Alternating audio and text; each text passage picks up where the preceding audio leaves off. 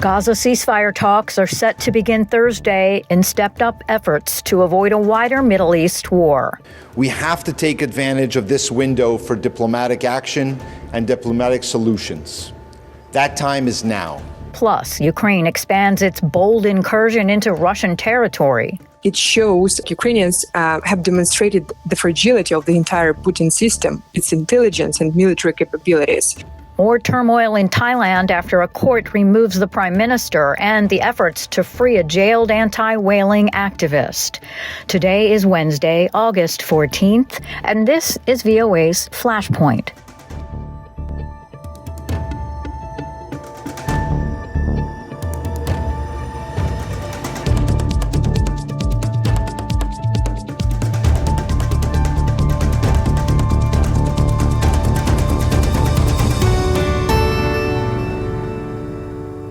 Good evening, I'm Lori London. Fighting continued in Gaza and the West Bank on the eve of new talks aimed at reaching a ceasefire in the 10-month-long war. International mediators from the United States, Qatar, and Egypt are set to begin a new round of talks on Thursday. Almost 2 weeks after the assassinations of two senior militant leaders allegedly by Israel, Israelis are on edge, waiting for the expected retaliation. Both Hamas and Hezbollah have the potential to strike most of Israel with long-range missiles and potentially cause widespread damage. Linda Gradstein has an update from Jerusalem. The northern city of Haifa is only 32 kilometers from the border with Lebanon and has a port and chemical factories that could be targets of a Hezbollah attack. Since October 7th, when Hamas launched a terror attack on southern Israel, triggering the war in Gaza, the Haifa Emergency Command Center has been underground as Hezbollah and Israel have traded fire across the Israeli border with Lebanon. City officials say Haifa is prepared for an attack. Leonid Reznik is the head of emergency preparedness in the Haifa municipality. All our bomb shelters are opening automatically in case of the alarm, or if I will decide to open it. For example, now I'm opening it from the phone. You can see the light is starting. That means that the bomb shelter is open. Both Hamas and Hezbollah have promised a response to the recent assassinations. Israeli security officials say Hezbollah has more than 150,000 rockets that can reach most of Israel. Avi Melamed is a strategic intelligence analyst. The Hezbollah, with its Iranian-made drones and know-how, the Hezbollah can definitely cause a very significant damage to the Israeli infrastructure. Particularly because of the fact there is almost no time to intercept Hezbollah's incoming drones and rockets, and also because of the fact that it's, at least some of them, is very difficult to intercept. The Israeli army says it has developed new technologies to warn Israelis of incoming rocket attacks in their area. The Israeli army published details of a new rocket alert that is sent directly to Israelis' cell phones. In April, Iran attacked Israel directly for the first time with hundreds of rockets, most of which were shot down by Israel, the United States, or Jordan.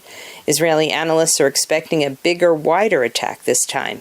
However, strategic analyst Avi Melamed says none of the players in the region want an all-out war. The Iranian dilemma, roughly speaking, to put it, is to, on the one hand, to retaliate, as they have been vowing, to take revenge, to punish, as they call it, but to do it in a way that, on the one hand, will restore their honor, their damaged honor, their deterrence image, but on the other hand, to do it in a way that will not result in a situation where Israel will respond robustly and thus create an ironically, situation where the Iranians will find themselves in a scenario that they totally want to avoid, and this is a major escalation with Israel. The situation is further complicated by a new round of indirect negotiations between Israel and Hamas for a ceasefire and release of hostages seized by Hamas in the October attack.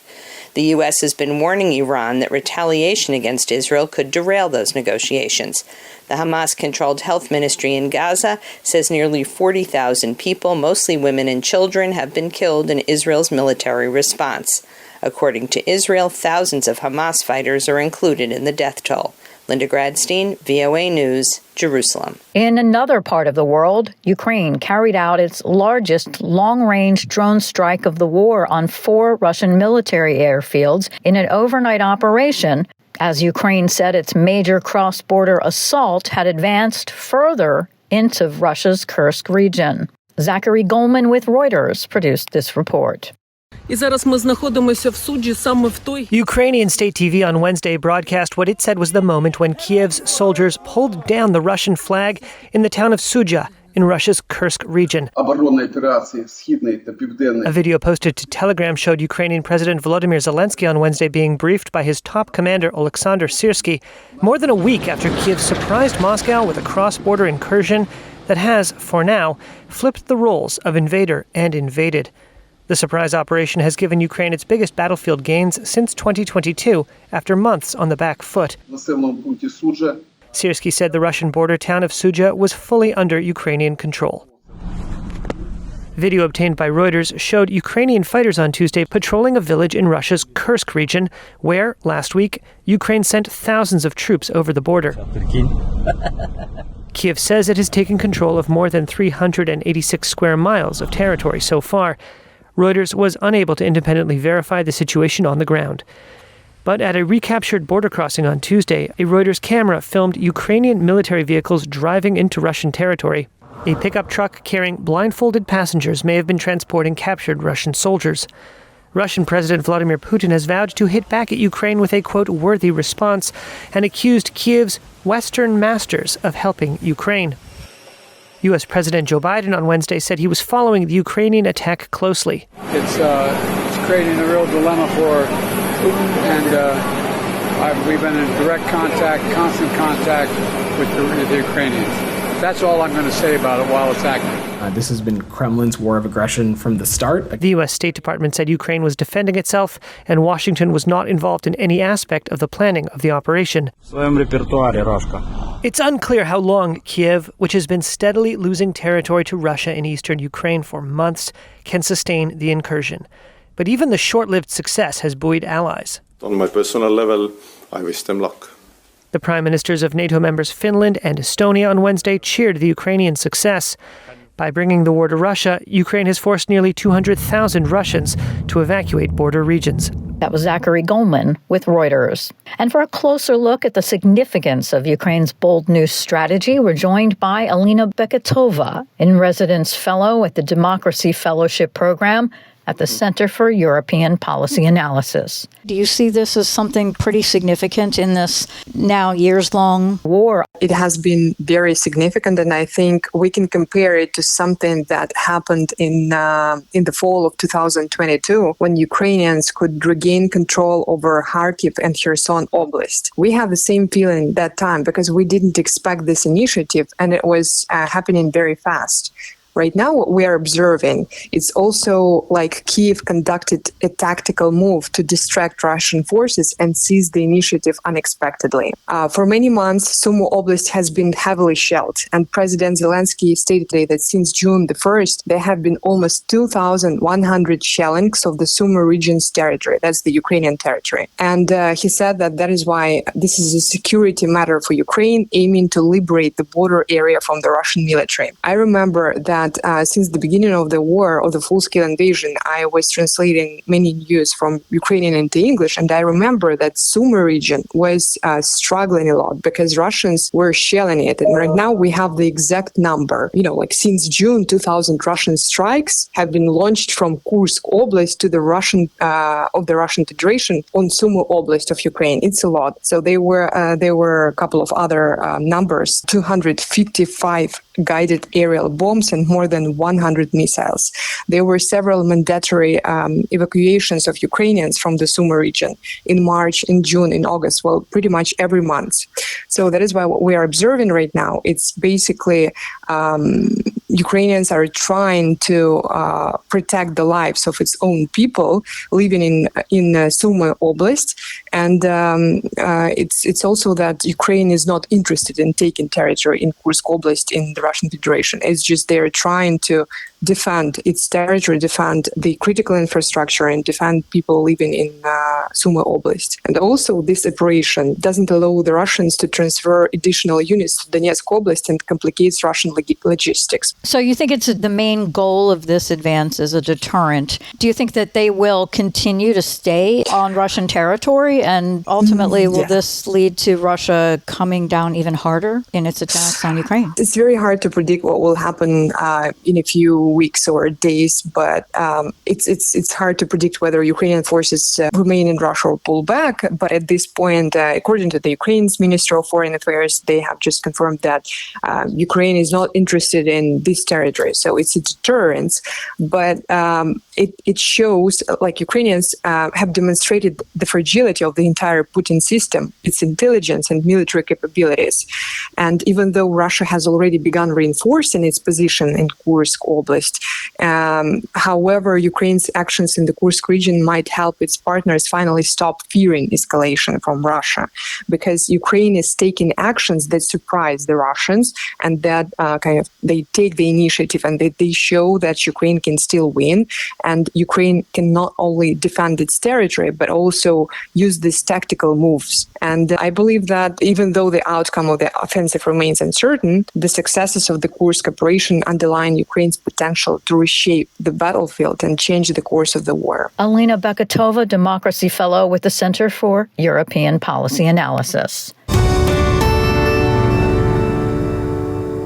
Moving to Southeast Asia, another shakeup in Thai politics. For the latest, we're joined by Thailand-based reporter Tommy Walker. What can you tell us about this surprising news here? Yeah, well, huge news again today in Thailand because Prime Minister Seta Thavisin has been removed from office as well as his cabinet after only 11 months as Thailand's Prime Minister. Now, this came because Seta appointed a cabinet member who had been jailed and actually had an alleged attempt to bribe a court official. So the Constitutional Court in Thailand ruled on the case. The court voted only 5-4 against Seta and said that this was not on, and he had to leave his position. So that's where we're at today. But it's been a week of political dramas in Thailand, which we can get onto shortly. This is pretty much adding to the recent turmoil we've been seeing. What do you think this suggests going forward, as far as you can tell? Well, yeah, just to go back, I mean, Thailand's reformist Move Forward Party were dissolved by a court order only last week. Now, they actually won the people's vote in the general elections of 2023. They're now dissolved. This is and Seta, who represented the Pheu Thai party, they came into power. Now Seta's been removed. Experts are saying that this is a judicial coup, if you like. But it's really a big blow to democracy in Thailand because it just shows you that there's no one really in charge. Thailand does have its, elite establishment, its monarchy, and it's really putting Thailand on the back step to who's going to govern and lead going forward. So right now, we're still waiting to see what will happen for the new Prime Minister. Apparently there's going to be a vote on Friday with the candidates for the next Prime Minister. But again, we're a little bit in limbo at the moment. Now, former Prime Minister Seta Thavisin was really only in office for a brief time. What would you say his legacy will be for that brief period? Well, he was the first Prime Minister for over 9 years that wasn't part of the military-backed government. He opened up Thailand, and some of his policies included a digital wallet scheme, which is a handout of 10,000 baht, which is about $286 to people in Thailand, to millions of people, to stimulate the economy. That's actually, it's unsure that will continue now because obviously he's been removed, but that's one of his biggest campaign promises. Thailand-based correspondent Tommy Walker, thank you so much. Thank you so much. A U.S. State Department spokesperson Wednesday said the United States looks forward to the selection of a new prime minister as soon as possible and a smooth transition of power. And in Myanmar, rumors that a top general had detained the embattled junta chief in a coup have been disputed by its military ahead of a visit Wednesday by China's foreign minister. For insights into this developing story, we're joined by VOA Burmese service correspondent Injin Yang. What are you hearing on your end as you've been looking into this unconfirmed situation? At this moment, we can't confirm the rumors of a new military coup or the arrest of Myanmar Lai. But according to my interview today with a CDM major who is also a military defector, he mentioned that this is a part of counter campaign by the military to discredit the media and target their own soldiers because, they are spreading these rumors. The reason why, because the military is losing major outposts and territories, and they want their troops to believe that such news is not true. So kind of those rumors are, spreaded by the military, according to the military defectors. And it would make sense that it was only a rumor, given that we're hearing reports that the Chinese Foreign Minister Wang Yi is in Myanmar for talks with him. Actually, we didn't get any update news on their meeting yet because Chinese Foreign Minister Wang Yi is scheduled to visit Myanmar today and meet with Senior General Myanmar Lai in Naypyidaw, but we have not yet received any confirmation or any updates. So the Wang Yi visit comes amid heavy fighting near the Chinese border as China intensifies its mediation efforts between the junta and the alliance of ethnic groups and resistant forces. So this also visit follows the collapse of a Chinese brokered ceasefire. But yesterday, Chinese Foreign Ministry released a statement that the visit is aimed at deepening bilateral, mutual, beneficial cooperation in various fields, like they mentioned the general issues. We didn't see any news or pictures of their meeting in Naypyidaw yet. VOA Burmese service correspondent In Jin Young, thank you so much for speaking with us.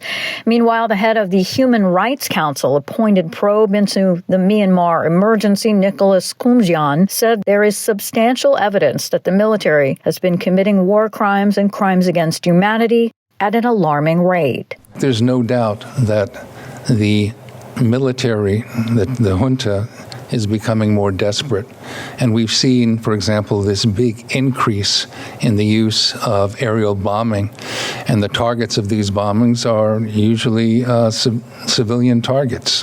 Schools and churches and hospitals are often the only structures in the area, and those are the structures that are major structures that are being bombed. In a direct appeal to the regional bloc ASEAN, he urged it to respond with concrete steps to support ending the violence.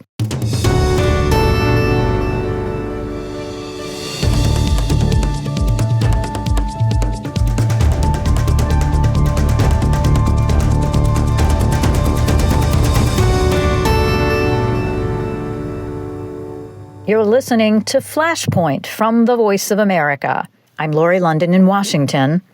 Africa's top public health body declared what it termed a public health emergency of continental security Tuesday over an outbreak of Mpox that has spread from the Democratic Republic of Congo to neighboring countries. Sean Hogan with Reuters has the story. The African Centre for Disease Control and Prevention said the viral infection was spreading at an alarming rate. Mpox is transmitted through close contact and causes flu-like symptoms and pus-filled lesions.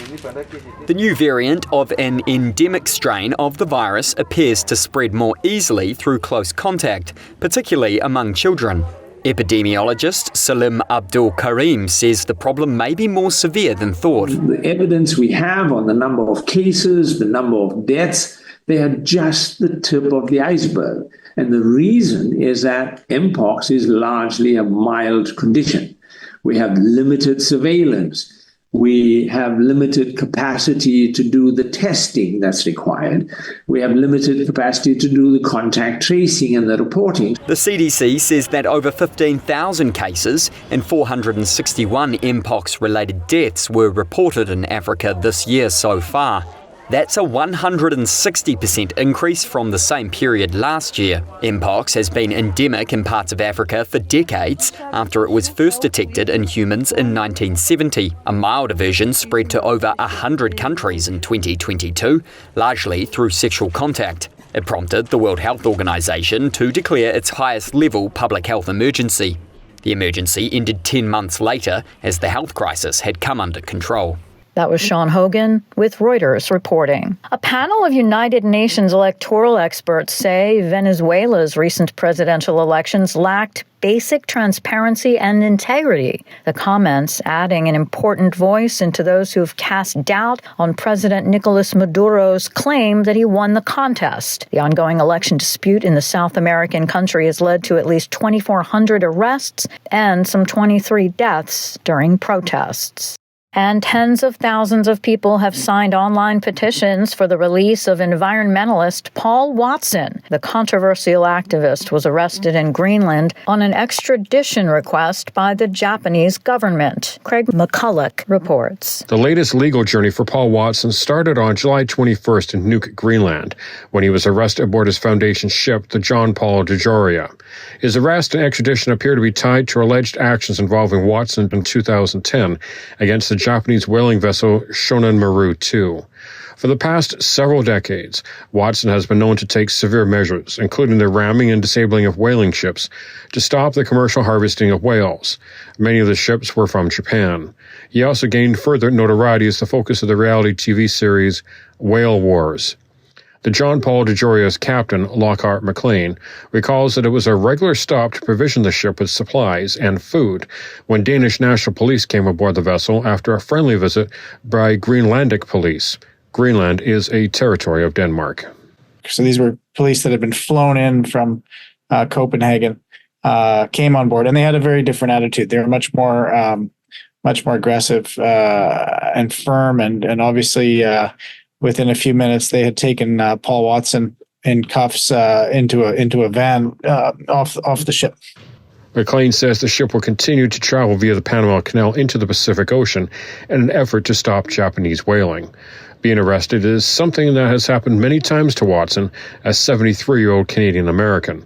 Among the original members of Greenpeace, created in 1972 in Vancouver, he split from that organization 5 years later to form the Sea Shepherd Conservation Society.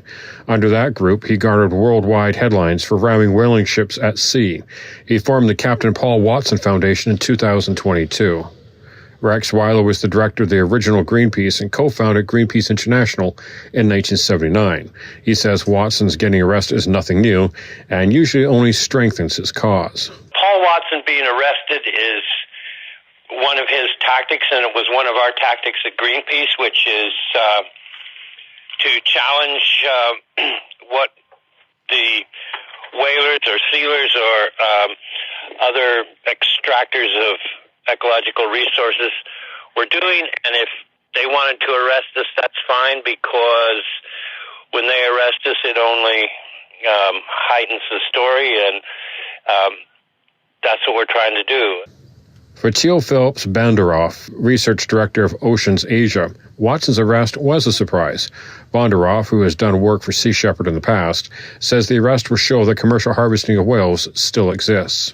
Anything like this draws attention to the issue. One of the things I find is interesting is a lot of folks, when you talk about whaling, see it as something of the past and aren't aware of the fact that there are still countries that are whaling today. McLean says because of Watson's age, a 15-year prison sentence in Japan would amount to a life sentence. He hopes that a freed Watson will manage to rejoin them on their campaign against Japanese whaling. The Japanese Foreign Ministry was asked to comment on the story through the Japanese embassy in Ottawa, but did not respond. Craig McCulloch for VOA News, Vancouver, British Columbia. And that ends today's program, but there is more VOA coverage 24 hours a day on our website, voanews.com, and on our social media platforms. On behalf of all of us here at VOA, thank you so much for listening. Until tomorrow, I'm Lori London.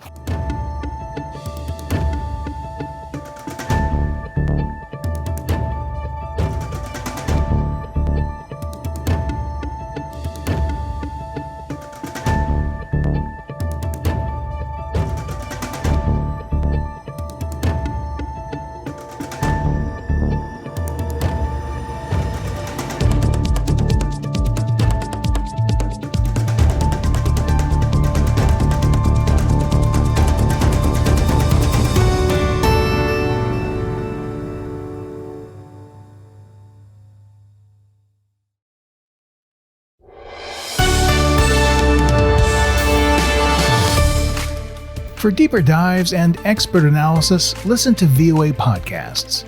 Issues in the News explores the biggest stories every weekend, while International Edition keeps you informed every weekday. Plus, with the 5-minute newscast at the top of every hour, you're always up to date.